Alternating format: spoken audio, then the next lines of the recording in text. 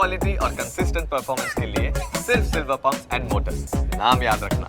જી yes good morning. હવે આજે છેલ્લો દિવસ છે 2024નો. હવે એ બધા વચ્ચે આજે કયા સ્ટોક છે કે જેમાં આજે છેલ્લી એક્શન જોવા મળવાની છે એની ઉપર નજર કરીશું. તો સૌથી પહેલાં હું રડાર પર રાખીશ તો આજે એ છે આઈટીસી.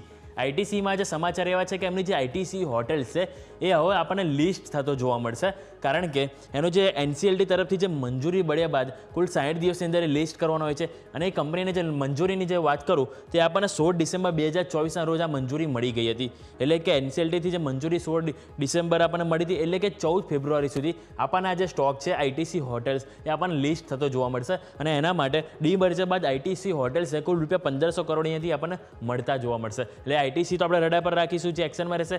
સાથે હું ડિફેન્સ કંપનીની વાત કરીશ, મઝગાવ ડોગ, જેને બે આજે ઓર્ડર મળે છે. એક તો રક્ષા મંત્રાલય સાથે તેઓ એક કરાર કર્યા છે કે જેઓ સ્પેસિફિક જે એર ઇન્ડિપેન્ડન્ટ પ્રોપલ્સન પ્લગ કન્સ્ટ્રક્શન હોય છે એના માટે તેઓ કરાર કર્યા છે.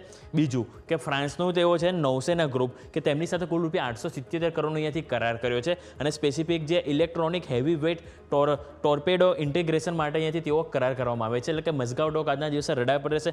બીજું કે લુપિન આજે કરીને આપણે આ વોચલિસ્ટમાં રાખીશું, કારણ કે કંપનીએ જે ELI લીલી છે એમાં છે કે હ્યુમિનસુલિન જે દવાનું નામ છે તેને રીતે તેઓએ અક્વાયર કરી લીધું છે. અને જે ડાયાબિટીક પોર્ટફોલિયોને તેઓ અહીંથી એક્સપાન્શન કરવા માગે છે, જે પર્પઝથી તેઓ અહીંથી અહીંયા એક્વાયર કર્યું છે. અને આ જે હ્યુમિનસુલિન છે જે ડાયાબિટીસ સાથે જોડાયેલી કંપની છે, જે સ્પેસિફિક આ દવાનો ઉપયોગ વાત કરો તો ટાઈપ 1 અને ટાઈપ 2 એના જે મેલેટીસ હોય છે એના માટે અહીંયાથી કંપનીનો આ જે દવાનો ઉપયોગ થતો જોવા મળે છે. એટલે કે લુપિન આજના દિવસે રડાર પર રહેશે.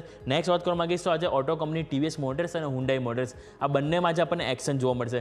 કારણ એ છે કે જે ટીવીએસ મોટર્સ અને હુન્ડાઈ મોટર્સ વચ્ચે પાર્ટનરશિપ તેઓ કરવા જઈ રહ્યા છે. એના માટે તેઓ એક યોજના બનાવવા જઈ રહ્યા છે કે જેમાં હુન્ડાઈની જે ઇલેક્ટ્રિક 3 વ્હીલરની માર્કેટમાં તેઓ એક એન્ટ્રી કરવા જઈ રહ્યા છે, જેના માટે તેઓ ટીવીએસ મોટર્સ સાથે અહીંયાથી કરાર કર્યા છે. એટલે કે હુન્ડાઈ જે છે એ ડિઝાઇન અને એન્જિનિયરિંગ સંભાળશે, અને સામે જે ટીવીએસ મોટર્સ છે આપણને અહીંથી લોકલ મેન્યુફેક્ચરિંગ અહીંયાથી સંભાળતું જોવા મળશે.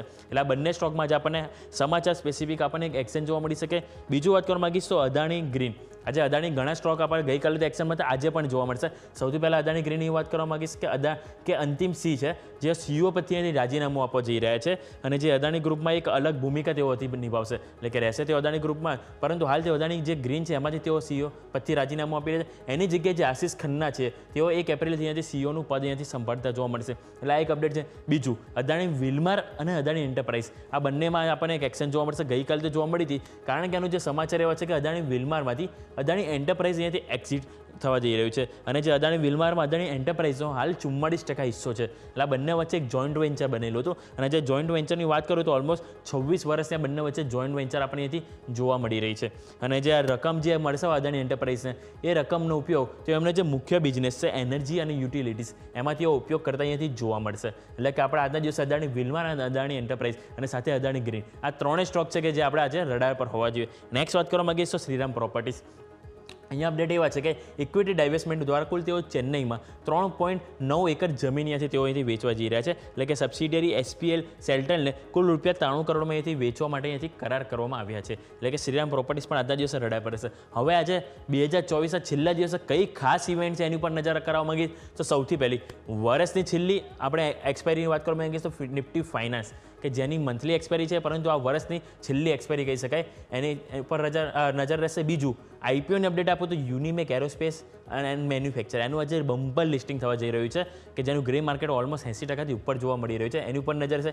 બીજું ઇન્ડોફાર્મ ઇક્વિપમેન્ટ IPO આજથી 2 જાન્યુઆરીથી આજથી લઈને 2 જાન્યુઆરી સુધી તમે એમાં સબસ્ક્રાઇબ કરી શકશો, આ ઓપન થયો છે. બીજું એક SME IPO પણ ઓપન થયો છે, જેની વાત કરીશું ટેકનિકેમ ઓર્ગેનિક્સ, કે એક SME IPO છે જે આજથી સબસ્ક્રાઇબ માટે ઓપન થયો છે. એટલે ઓવરઓલ આપણે જે સ્ટોક સ્પેસિફિક વાત કરી, ઇવેન્ટ સ્પેસિફિક વાત કરી, અને જે IPO કે જેમાં દરેકમાં આજે રડાર ઉપર રાખીશું કે જેમાં આજે આપણને જરૂરથી એક એક્શન જોવા મળી શકે છે.